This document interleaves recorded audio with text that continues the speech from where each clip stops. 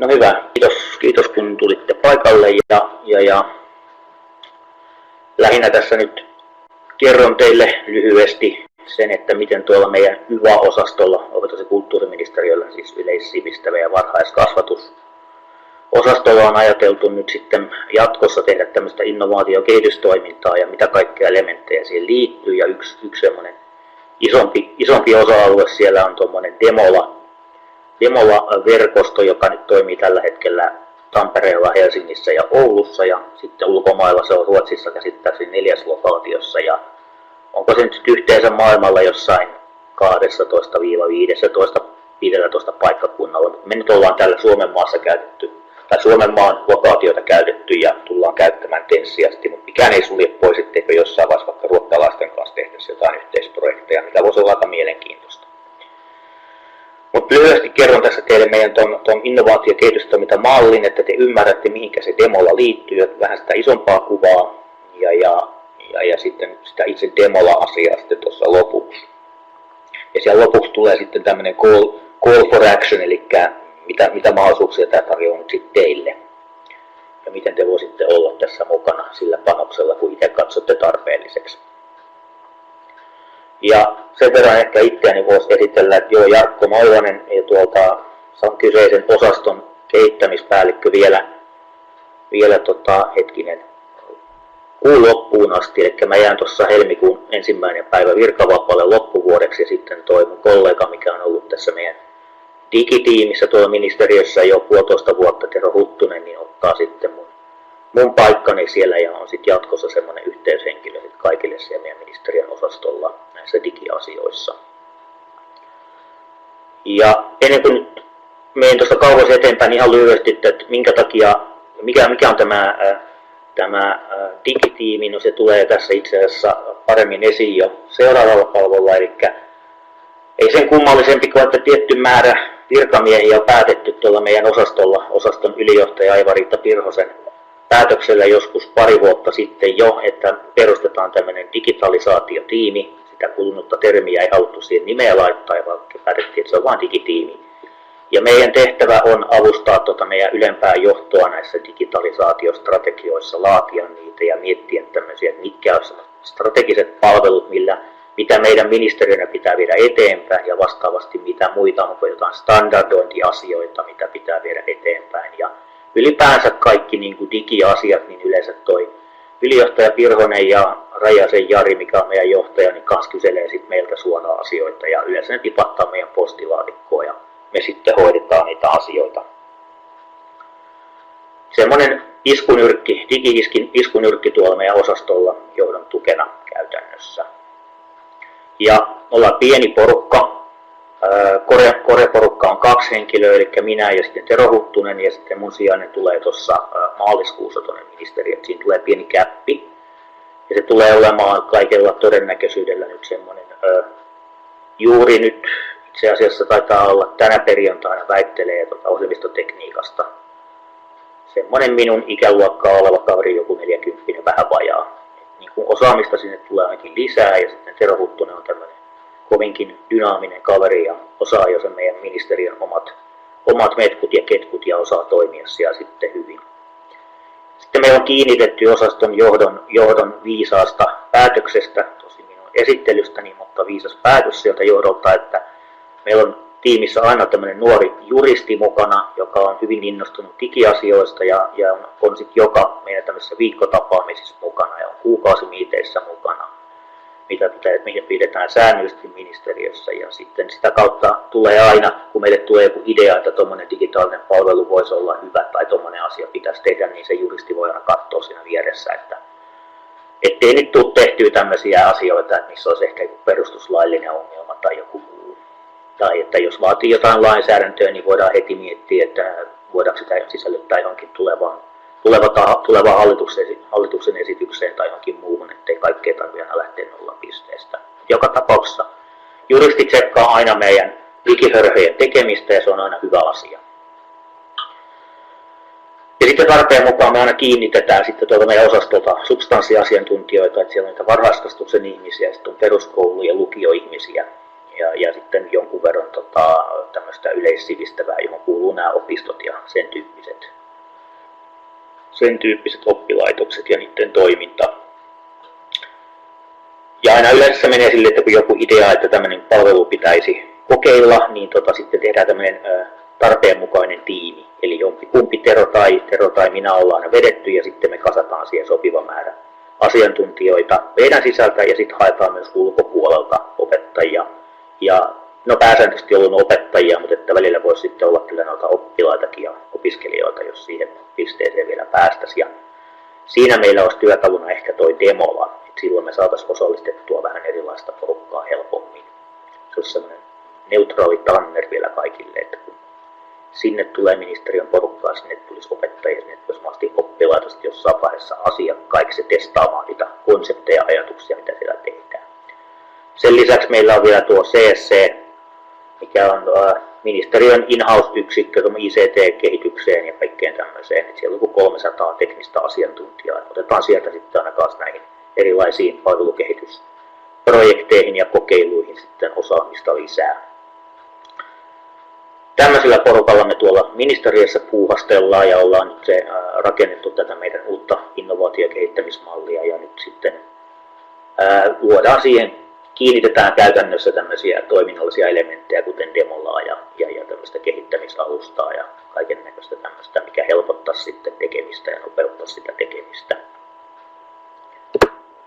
Ja ihan lyhyesti, että se tiimi, mikä meillä siellä on, niin se on täysin itsenäinen, että me itse määritellään meidän omat arvomme, omat toimintatapamme ja me ei kumpikaan, Tero tai minä, niin ei olla mitään virkamiehiä, niin me ollaan sitten tuotu suoraan tuolta yritysmaailmasta tämmöistä ketteriä menetelmiä, uudenlaista ajattelutapaa, tiimimäistä toimintatapaa, eikä siten, että oltaisiin jossain omissa kupiikkeleissa siellä ministeriössä. Me ollaan siellä yhdessä isommassa huoneessa ja siellä on seinät täynnä postit-lappuja ja kaiken näköistä muuta sälää. Ja meillä on semmoisia arvoja tuossa yhdessä määritetty vajaa vuosi sitten, että meidän tehtävä on ratkoa kentältä tulevia ongelmia, mutta meidän tehtävä on myös katsoa pikkusen sinne eteenpäin ja olla rohkeita.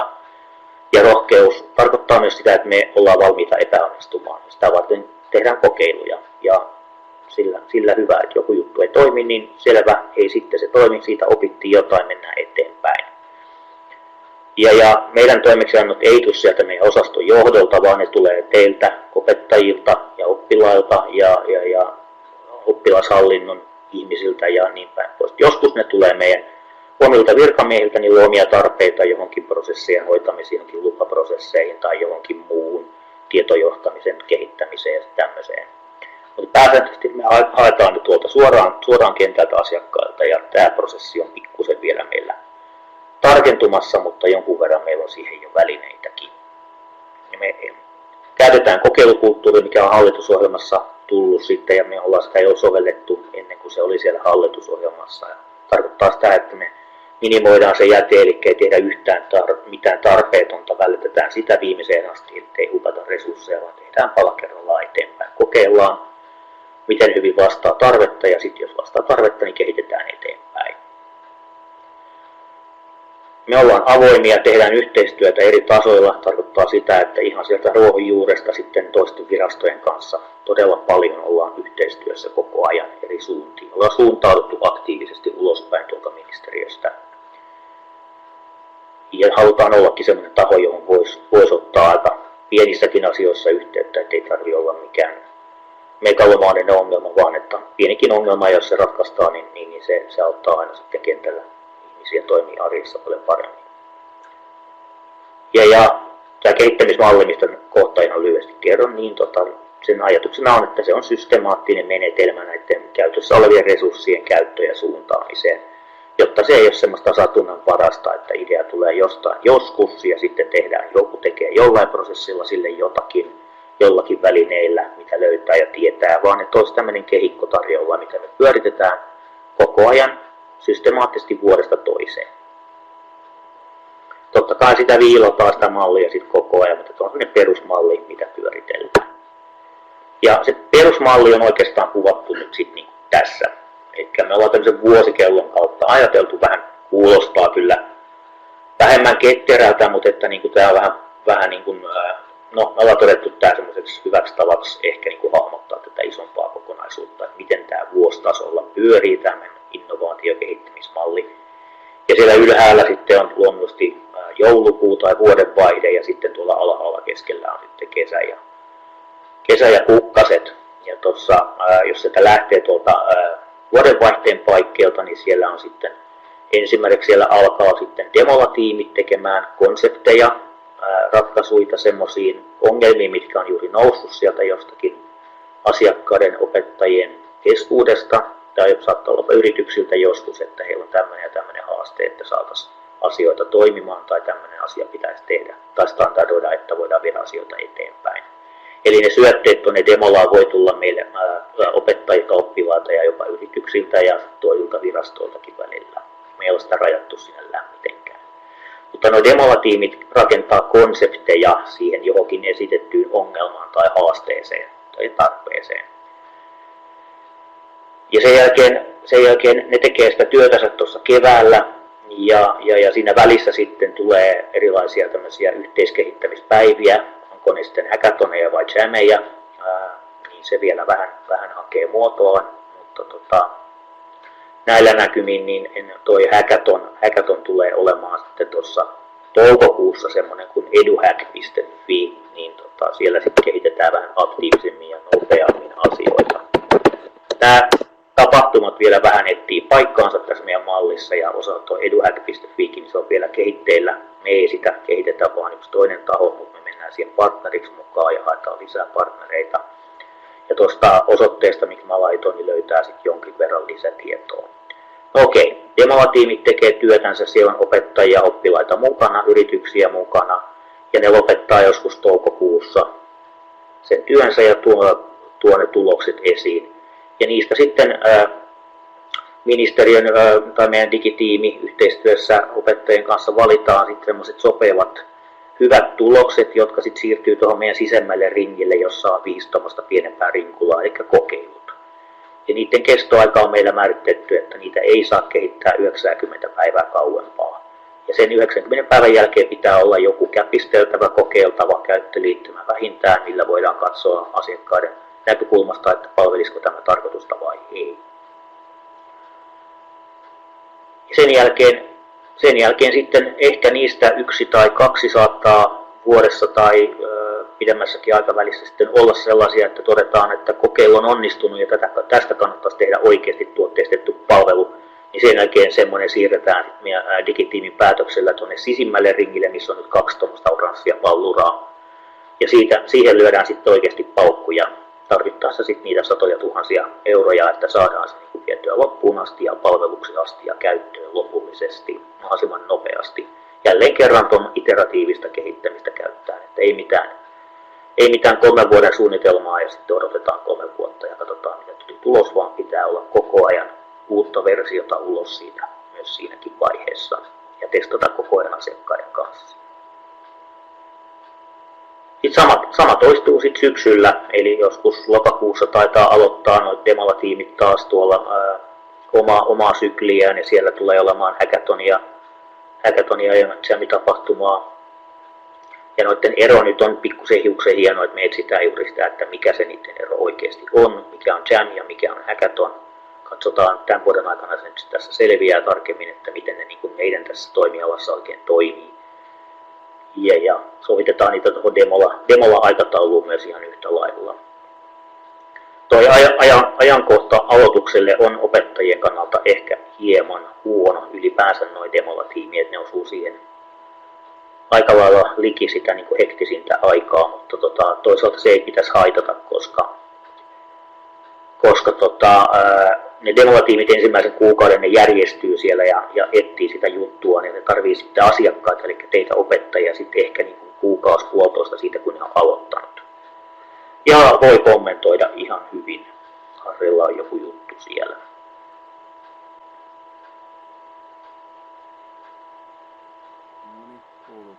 Kuuluu nyt, joo. No joo. Huomenta vaan. Meillä tuosta tuli mieleen käynnissä semmoinen kaupungin sisällä tämmönen digiohjelma.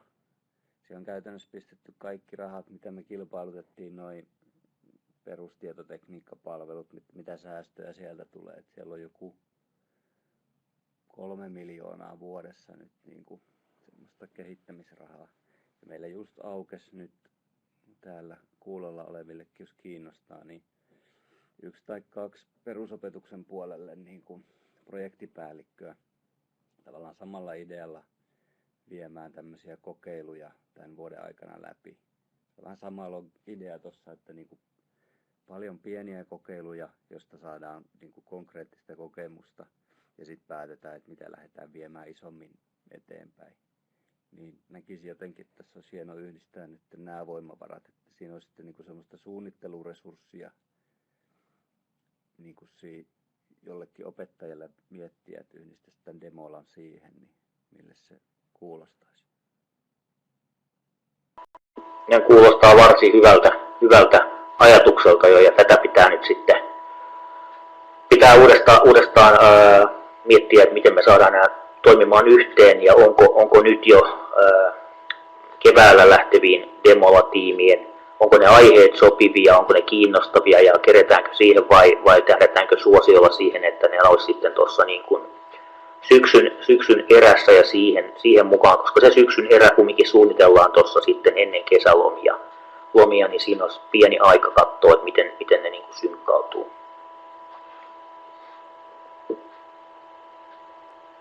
Joo, se voisi olla. Onko me sitten siihen Teroon yhteydessä, kun sä jäät pois? Joo, Tero Huttuseen kannattaa olla yhteydessä sitten. Joo.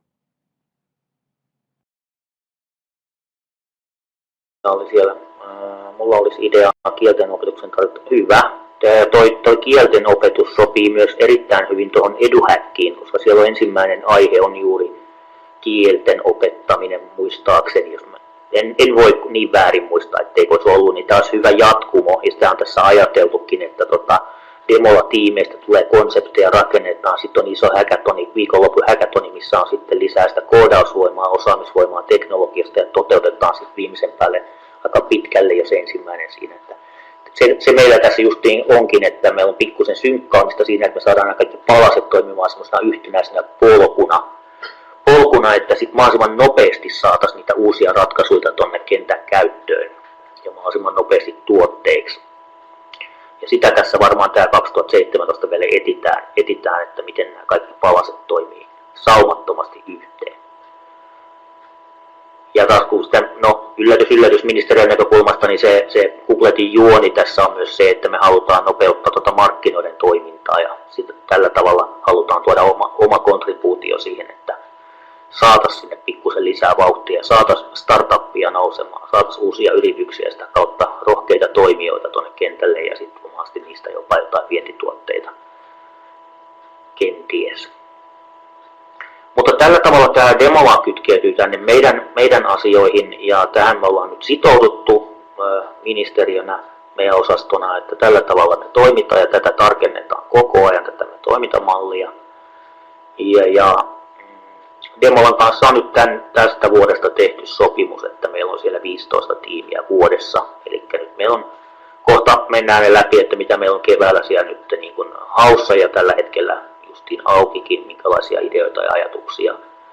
Ja niitä on 8, eli meille jää sitten vielä 7 tiimiä tuonne syksyyn. Ja niitä täyttää sitten ja siinä on teillä kanssa mahdollisuus sitten osallistua. Mutta siitä tuossa hetken päästä taas lisää.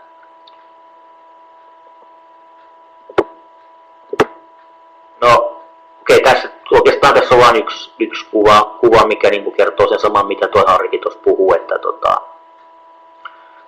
yhdessä asiakkaiden kanssa lähdetään työstämään alusta alkaen. Haetaan se syöte sieltä asiakkaalta, että mikä on ongelma, mihin pitäisi löytyä ratkaisuja. Niitä voidaan työstää erilaisissa seminaareissa, hackathoneissa, jamitoiminnassa, design workshopeissa ja niin päin pois. Ja samalla nämä asiakkaat toimii näiden tulosten arvioina, että niitä ei sitten jotkut virkamiehet siellä niin kuin kattelee ja päätää, että tämä on hyvä, vaan että ne, kenenkään arkeen se kuuluu, niin ne on niitä arvioijia. Ja sitten tehdään jonkunnäköinen proof of concepti, just jo ehkä jossain hackathonissa, ja kehitetään vähän eteenpäin. Alfa, beta-vaiheeseen ja sitten ehkä tuossa beta-vaiheessa viimeistään, jos se vähän aikaisemminkin on tehty jo päätös, että tämä on hyvä juttu ja tähän panostetaan sitten ainakin meidän ministeriön tasolla rahaa sitten ja muita resursseja, sitten se viedään ihan tuotantoon asti ja joskushan ne palvelut sitten niin kuin vedetään poiskin ja niin päin pois. Siinä on vielä sekin, että kaikki mitä me tuotetaan, niin me ei kaikkia itse pystytä hyödyntämään, niin me avataan nämä täysin yritystenkin hyödynnettäviksi. Eli joku yritys kun näkee jonkun hyvän jutun, niin ne voi ottaa siitä kopin ja lähteä ihan omatoimisesti viemään sitä eteenpäin niillä resursseilla ja aikataulu itse katsoo parhaimmaksi. Eli Demolan tuotoksetkin saattaa päätyä hyvinkin jonkun yrityksen nopeampaan tuotekehityssykliin, mikä ei välttämättä ole ollenkaan paha juttu. Mutta me otetaan sieltä todennäköisesti aina sitten jotain itsellemme ja otetaan varmaan semmoisia, mihinkä nyt sitten markkinat ei välttämättä haluaisi koskea tai ei pysty koskemaan tai näkee ne liian eteenpäin katsoviksi tämmöisiksi riskialtteiksi asioiksi, niin me lähdetään sitten niin kuin niitä puskemaan sitten itse näistä Demolan kautta tulleista asioista ja konsepteista. No, teidän paikkanne tässä vaiheessa on hyvinkin paljon tuolla tässä meidän mallissa, että mistä ne ideat tulee ja mistä ne tarpeet tulee. Ja no, nämä sidosryhmät nyt on vähän tyhmästi ehkä kirjoitettu, mutta että siellä pitäisi lukea sitten kumminkin, että opettajat ja oppilaitokset ja henkilöt siellä. Mutta että meillä on sitten järjestetään design workshoppeja ja haetaan sieltä niitä ajatuksia, ongelmia, ideoita ja sitten näistä kyseisistä Jani ja hackathon tapahtumista. Ja sitten on toinen digipalvelutehdasverkosto, missä jonkun verran on aktiivisuutta tällä hetkellä. Opettajiakin siellä jonkun verran mukana. Sieltä tulee välillä jotain juttuja. Ja sitten tuo sisäinen startup viittaa nyt tähän meidän osaston oman toimintatavan ja kulttuurimuutokseen, että siellä myös johto puskee meidän muuta osaston henkilöstöä miettimään asioita uudella tavalla ja tukee sitä, että sieltä jos löytyy jotain hyviä ajatuksia, mitä pitäisi kehittää, niin niitä sitten kanssa meidän tiimin kautta viedään eteenpäin. Eli ideoita haetaan mahdollisimman laajalta pohjalta, se tulee aina digitiimille ja meidän tehtävä on hyvinkin paljon etsiä semmoisia, voisiko nyt sanoa karrikoiden yksisarvisia, eli tommosia ei niin normaaleja ratkaisuja, mikä niin kuin yleensä sitten toi yksityinen sektori pystyisi heti nopeasti tuottaa, vaan niitä jotain pikkusen erilaisia, uudenlaisia asioita, uudenlaisia ratkaisuja, uudenlaisia lähestymiskulmia. Ja näistä sitten aika moni niin sanotusti epäonnistuu ja konseptitasolla ja todetaan, että ei näistä tule mihinkään. Mutta tällä tavalla me ehkä löydetään jotain disruptiivista konseptia tänne meidän ylipäänsä toimintaa ja tukemaan sitten opettajien oppilaiden arkea. Ja näitä sitten on se 15-20 kappaletta vuodessa ja tämä on nyt se demola aika paljon tällä hetkellä, mutta me laajennetaan sitä, että tähän saattaa tulla muitakin tuommoisia innovaatioalustoja ja toimintatapoja, missä me näitä konsepteja sitten tehdetään tai rakennetaan yhdessä sitten eri toimijoiden kanssa. Saattaa joskus sisältää jotain kevyttä protoilua myös tuolla demolassakin. Ja niistä sitten emme ota niitä kaikkia, niin kuin sanoin, näistä konsepteistakaan ja avoimesti sitten muita hyödynnettäviksi. Eli yritykset voi nappasta kiinni siitä hyvinkin jostain jutusta ja sen jälkeen viedä sitä eteenpäin omaa polkuaan pitkin. Ja me ehkä valitaan vuositasolla joku 5 kappaletta kokeiluun ja siihen laitetaan sitten tarvittava määrä resursseja ja monesti tarkoittaa sitä, että me ostetaan se toteutus joltain yritykseltä ja se tekee sen siinä 90 päivässä maksimissaan sen kokeiltavan version siitä konseptista ja sitten se testataan opettajilla ja oppilailla. Eli toiminnallinen testaus. Ja joskus niissä käytetään noita hackathoneja sitten tietysti hyväkseen silloin kun ne siihen soveltuu. Mutta nämä on erittäin hyviä täkyjä tuommoisille startupeille tai kasvaville pienille yrityksille, että ne on hyvin paljon tykännyt näistä tämmöisistä asioista, koska nämä pystytään tekemään ketterästi tämä hankintakin, että nämä menee kansallisen rajan alapuolella, eli voidaan tehdä kevyt kilpailutus eikä mennä sinne hilmaprosesseihin, mitkä sitten yleensä venyttää kaiken tosi pitkäksi. Ja uusi hankintalakihan toi pieniä joustavuuksia myös, että voidaan tehdä vähän innovatiivisemminkin nämä hankinnat, mutta sitä pitää vähän vielä harjoitella ja katsella miten ne menee, mutta Mutta kansallinen raja nousi tuonne 60 000 tuossa vuodenvaihteessa ja se on se raja, minkä alla me tehdään noin aina kokeilut, eli yhteen kokeiluun maksimissaan se pikkusen alle 60 tonnia voidaan laittaa kiinni. Ja tähän on meidän osaston johto sitoutunut tämmöiseen ajattelumalliin. Ja niistä sitten osa päätyy sinne, että löytyy se semmoinen niin sanottu yksisarvinen. Ja niitä sitten voi olla tuolla tuotteistusprosessissa, mitä johdetaan tuolta meidän ministeriön digitiimin kautta, niin 1-3 kappaletta vuodessa. Meille ei riitä tällä hetkellä resurssit yhtään enempää vetää, koska jokainen tarvitsee aina tuoteomistajan. Joku, joka päättää ja vetää ja vastaa siitä asiasta. Tuommoista määrää me pystytään vuositasolla siellä pyörittelemään. Sitä pitää vähän miettiä, että miten me skaalataan tarvittaessa jossain vaiheessa tuotakin kohtaa tuossa meidän mallissa. Ja siellä luonnollisesti sitten yritykset on jo kumppanina. Joskus ne osa palveluista päätyy, että niissä ei ole viranomainen se vastaava taho, joka sitä ylläpitää ja vastaa siitä palvelusta, vaan nyt saattaa päätyä puhtaasti yksityiselle sektorille se juttu sitten loppujen lopuksi. Siinä vaiheessa tehdään tuotteistus, tehdään hallintamallit, selkeytetään tuotaomistaja, just onko se julkisen sektori vai onko se yksityisen sektori vai onko se joku hybridi, ja sitten, että niin kuin miten se käytännössä toimii ja taas testataan asiakkailla. Ja siitä se päätyy sitten markkinoille käyttöön aika nopeasti. Toki tuossa kokeiluvaiheessa jo voidaan, jos on tosi hyvin mennyt, niin voidaan viedä sinne jo hyvinkin arkeen ja kokeilla siellä sopivissa kohdissa. Mutta tämmöisellä mallilla me toimitetaan tai haetaan niitä meidän ideoita ja niitä jalostetaan tuommoista polkua pitkin. Ja aina tuossa välissä on sitten semmoinen evaluaatiopiste, että voi katsoa, että onko tässä järkeä vai ei. Ja nyt päästään siihen demolaan sitten itse asiassa. Ja niin kuin mä sanoin, niin meillä on nyt se päätös ja sopimus siitä, että demolassa meillä saa olla 15 tiimiä, eli 15 eri haastetta voidaan heittää sinne projektitiimien ratkottavaksi, jossa sitten voi olla opettajat ja muut mukana, hyvinkin asiantuntijoina mukana. Ja ideat sieltä kentältä verkostoista ja sitten niitä muotoillaan tämmöisiksi sopiviksi haasteiksi tuonne Demolan puolelle niin yhteistyössä tuon Demolan kanssa. Ja kevään haasteet muotoiltiin avoimesti tuommoisessa Google Driven dokumentissa. Ja siellä oli osallisena yrityksiä, opettajia, Demolan väkeä, meidän ministeriön väkeä, ketä lie, kaiken näköistä porukkaa. Ja niin kuin sanoin, niin me ei haeta mitään ihan perusratkaisuja kaikkiin pikkuasioihin, vaan sieltä yleensä haetaan Demolan kautta jotain toisenlaista lähestymistapaa, toisenlaista tulokulmaa ja jotain uutta. Et perusratkaisut ei koskaan oikein kelpaa, mutta totta kai jos ne löytyy, niin sitten se joku yritys voi ottaa sen kiinni siitä ja lähteä sitä viemään eteenpäin, koska tämä on kumminkin konseptitasolla jo mietitty sitten asiakkaiden kanssa. Ja osaston johto on tähän sitoutunut ja siitä nyt ihan konkreettinen esimerkki on se, että toi osaston johtaja Jari Rajanen niin menee keväällä yhden tiimin mukaan toimimaan siellä meidän ministeriön edustajana.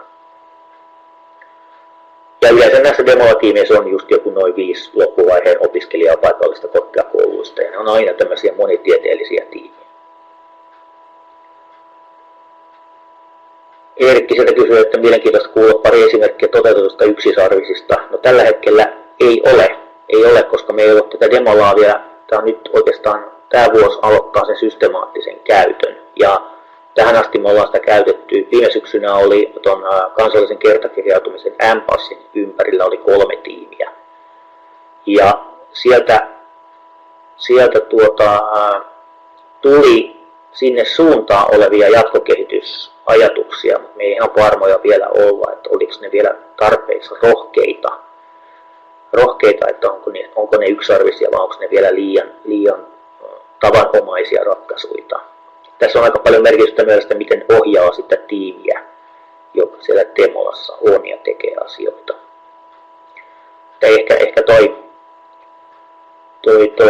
Tampereen tiimi pääsi niin kuin ehkä tuon M-passin kohdalla lähimmäksi semmoista yksisarvisajattelua, mutta niistä tuloksista sitten tuossa myöhemmin keväällä lisää. Eli ei vielä ole kokemusta, mutta haetaan sitä. Aika näyttää, että minkälaiseksi tämä nyt sitten muotoutuu, että onko ne niitä yksisarvisia vai mitä ne on sitten, mutta Demola on itse asiassa itse määritellyt, että he ovat niin kuin tämmöiseen soveltuva pumppu, eli ei siihen perinteiseen konseptikehitykseen, vaan siihen uuden näkökulman etsimiseen.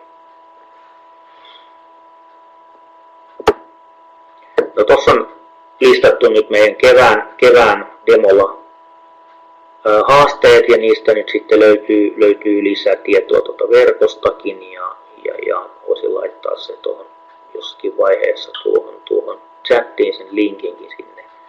Siellä nyt on tämmöistä chatbot-teknologiaa siihen, että minkälainen voisi olla tämmöinen henkilökohtainen digitaalinen assistentti oppimisessa. Sitten on tämmöistä pelillistämistä, lähinnä toi National Test viittaa nyt sitten Karviin, eli kansalliseen arviointikeskukseen, mikä nyt sitten todennäköisesti yhdistetään tuohon opetushallitukseen, mutta silti sitä viedään eteenpäin. Yksi tiimi miettii just, että mikä on EduJam, miten se tässä meidän kontekstissa toimii, ketkä sen osallistujaryhmä on, kenelle kohdennetaan, mikä sen toimintaperiaate on, mitä se tuottaa. No sitten nelonen on suoraan meidän viraston sisäisiin juttuihin, eli sovelletaan tai lähdetään etsiä myös sitä, että miten nuo tuommoiset chatbot-ajattelut sopis myös sitten tukemaan tuon viraston sisäistä työtä, arkityötä, että siellä on paljon semmoista asiaa, mikä voitaisiin tuommoisten niin kuin palveluiden kautta hoitaa nopeammin, helpommin ja automatisoida tietty osa sieltä, mikä sitten tarkoittaisi, että saattaisi ministeriöstäkin lähteä porukkaa pois, ettei tarvitse välttämättä olla niin paljon siellä ihmisiä. Mutta ne siirrettäisiin ehkä sitten johonkin toiseen tehtävään. BatchMeUp on osaamismerkkeihin liittyvää ja My Learning Data on tätä oma dataa, eli My Data-asiaa, mikä tulee tuossa 2018 viimeistään meidän kaikkien ulottuville. No hyvä, Virpillä on suoraan just chatbottiin liittyviä asioita.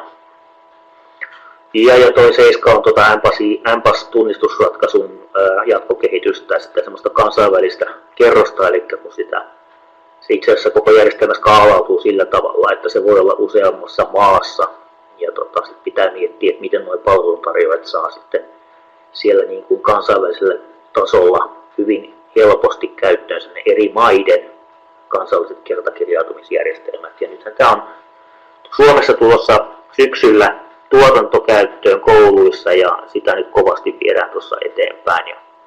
Ja sama Virossa se tulee nyt kanssa käyttöön, että meillä tulee 2 maahan yhtä aikaa samanlainen järjestelmä. Kertakirjautuminen, mikä palvelee sitten peruskoulua, jopa varhaiskasvatusta ja sitten noita lukioita nyt ensisijaisesti. Ja paljon mietitty sitä siinä kohdassa, että miten tämä toimii nyt sitten Haka ja muiden tunnistusjärjestelmien kanssa yhdessä, ja miten tuo Suomi-tunnistaminen liittyy tähän. Ja sitä keskustelua valtiovarainministeriön ja väestörekisterikeskuksen kanssa jatketaan edelleen, että syntyisi semmoinen fiksumpi kokonaisuus, eikä taas jotain osaratkaisuja erinäköisiin asioihin. Ja sitten toi 8 on tämä just meidän johtajan vetämä tiimi Helsingissä, mikä miettii tuommoista virtuaalitodellisuus, lisätty todellisuus, hyötykäyttämistä sitten opetuksessa. Mutta näistä löytyy tosiaan lisätietoa tuolta verkosta.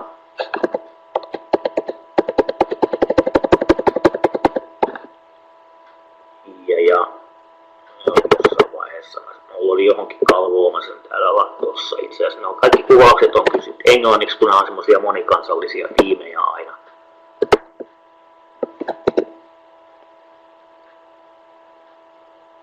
Joo, mä aloitan kohta tuosta EduJamista jotain tietoa tulemaan, niin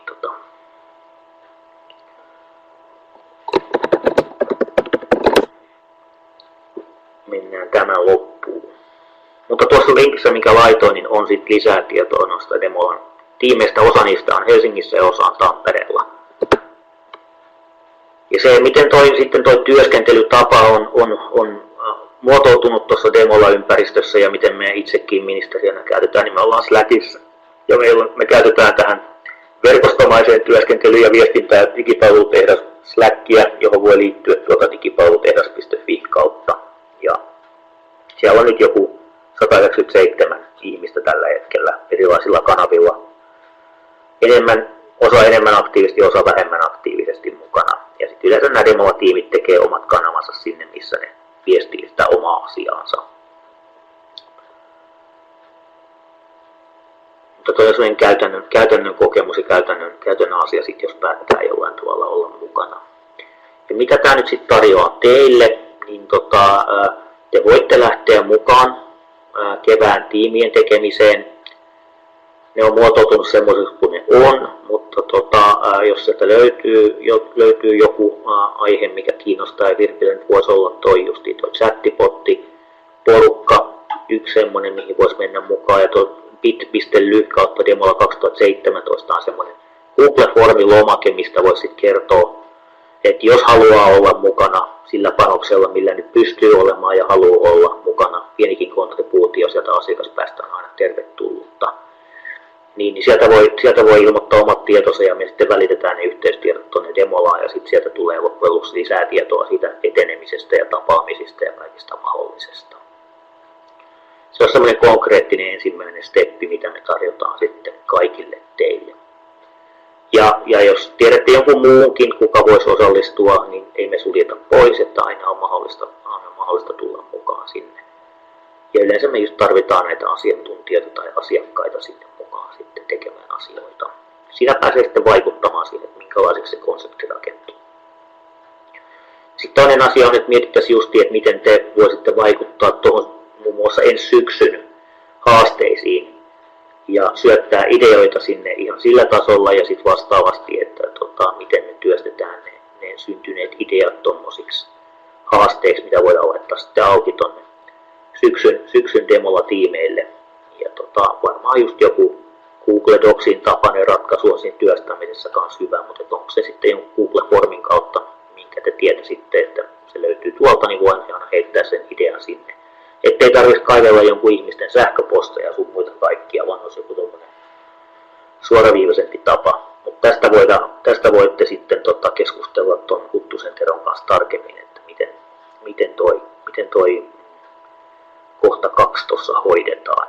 Tuo 1 on jo perustettu, että bit.ly kautta Demola 2017, niin siellä on linkki tuo samainen linkki, missä on kuvaukset tiimeistä ja sitten siellä valintakohtana, että missä tiimeissä haluaisi mahdollisesti olla jollakin roolilla mukana. Mitä siinä nyt ei määritellä, että mikä teidän rooli on, mutta te saatte ihan itse määrittää, että mikä teidän rooli olisi ja minkälaisella panoksella pystytte kautta haluatte olla mukana. Siinä se oikeastaan toi. Sitten oli se EduHack.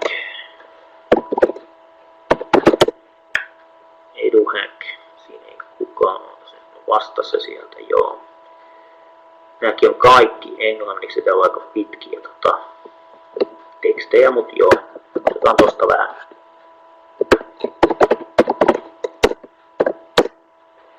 Tosi hyvä lukea varmaan tuosta chatista, mutta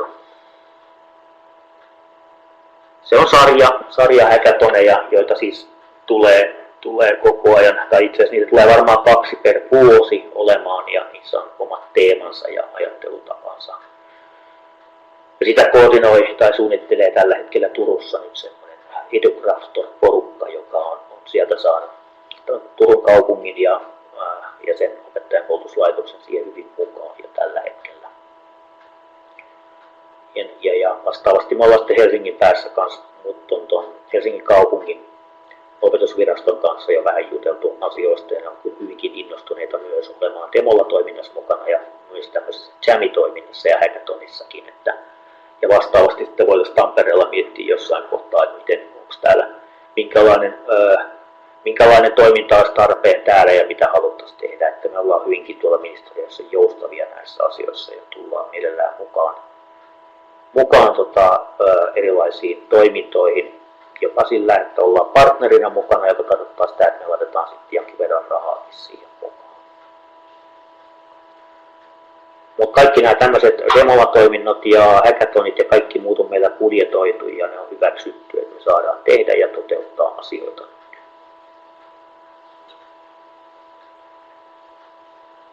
Tässä oikeastaan nyt se juttu, mitä mulla oli. Eli lyhyesti toimia innovaatio- ja kehittämismalli ja sitten vähän enemmän tuosta Demolasta ja siitä, että mitä mahdollisuuksia teille tarjoaa. Onko herännyt jotain ajatuksia, palautetta? tämä suunta yhtään järkevä, mitä tässä voisi jo heti olla toisella tavalla ja niin päin pois.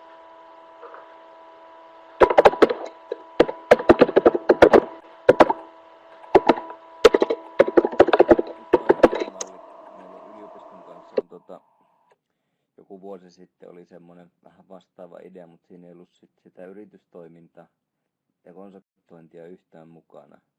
Niin sitten moni koulu lähti mukaan, sitten kehitettiin konsepteja, mutta sitten niistä ei koskaan tullut tuotteita. Ja sitten kun ne tutkijat lähti muihin projekteihin, niin sitten ne jäi vaiheeseen. Ja meillä on semmoisia autioita, niin kuin tiloja, missä on niin kuin jotain tehty puoliväliin ja sitten ne on jäänyt kesken, niin tämä miettii selvästi sen asian pidemmälle, niin tämä on kyllä hyvä juttu. Joo, tämä on sama ongelma, minkä mä oon nähnyt laajemminkin, eli kyllä aina tehdään johonkin pisteeseen, mutta kukaan ei ole miettinyt, että miten tämä niin kuin pidemmällä juoksulla joku idea oikeasti jalostuu sitten ihan palveluksi asti ja miettinyt sitä prosessin tukemista siihen. Tämä näkyy ihan tuolla perinteisessä hackathon toiminnassakin, ja nyt se on alkanut pikkuhiljaa jo muuttumaan, että siellä aletaan miettiä niitä jatkopolkuja, että mitäs hackathonin jälkeen, ettei se niin kuin jää siihen kohtaan, ja sen takia me ollaan just vähän tämmöistä niin kuin isompaa ja jatkuvampaa polkua rakennettu. Ja se, mitä tuossa kuvassa ei äsken näkynyt, on se, että Slush tulee olemaan semmoinen juttu, että sinne noi tommoset parhaat hackathoneissa menestyneet tiimit sitten pääsee suoraan pitsaamaan. Ja mahdollisesti pääsee sitä kautta sitten rahoitukseen kiinni. Ja vastaavasti sieltä Slushista on sitten polku auki myös tonne X-Eduun, mikä on Helsingissä tämä opetussektorille suunnattu suoraan ja pelkästään yrityskiihdyttämö, mikä sitten auttaa niitä kansainvälistymään ja tekee niistä menestystuotteita myös kansainvälisesti, eli sinne vientiinkin asti. Ja sitä ei vielä tuossa ole, mutta niiden kanssa me ollaan tehty jo tässä 1,5 vuotta nyt jonkin sortin yhteistyötä ja tämä kytketään kiinni siihenkin. Että pitää vähän täydennellä tuota isoa kuvaa, että sieltä tulee nämä kaikki koko tuon polun elementit sitten näkyviin, mutta en ole mikään maailman paras tämmöisiä häkkyröitä tekemään, niin ei tästä aikaa ihan hirveästi ole ollut tässä nyt niin kuin viime kuukauden aikana en ole saanut viilattua. Mutta tuo jatkuvuus on se, mitä me halutaan tässä niin tukea, ettei se putki katkee sitten, vaan aina olisi niin kuin jatkopolku eteenpäin jollakin muotoa, jos ei sitten enemmänkin.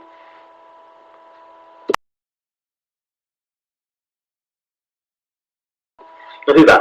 Tässä oikeastaan tämmöinen asia ja mulla sen enempää ja tuleeko vielä jollekin jotain kysymyksiä kommentoitavaa vai onko siellä on jo ennakkoluulottomasti käyty ilmoittautumassa, että olenpa tuossa tiimissä mukana.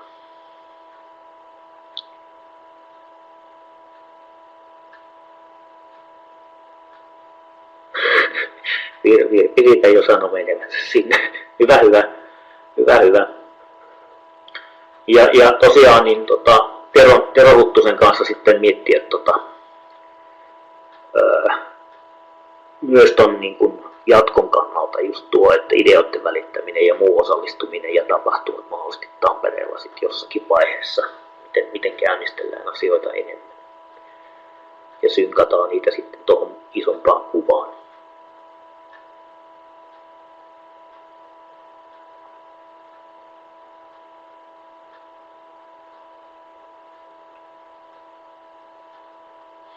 Jukka sieltä jotain kirjoittelee vielä.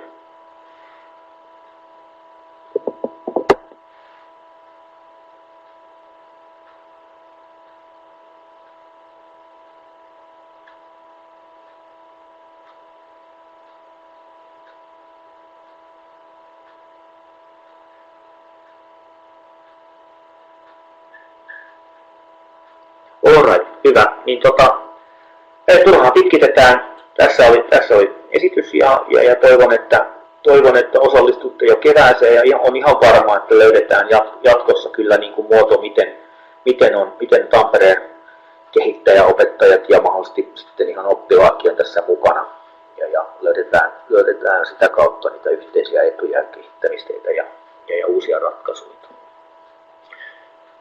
Kiitos minunkin puolesta kaikille. Kiitos, että tulitte kuuntelemaan ja osallistuitte tähän keskusteluun ja pistetään tästä homma eteenpäin. Ja mä laitan tosiaan tämän linkin nyt sitten jakoon kontaktini kautta teille, jotain kautta se sitten valuu. Ja varmaan siihen samaan sitten nämä kalvotkin mukaan. Niin voi niitäkin ihmetellä sitten ja katsella, jos niistä jotain iloa on. Mutta hienoa, kiitos. Lopetetaan tähän ja palataan taas asioihin uudestaan myöhemmin.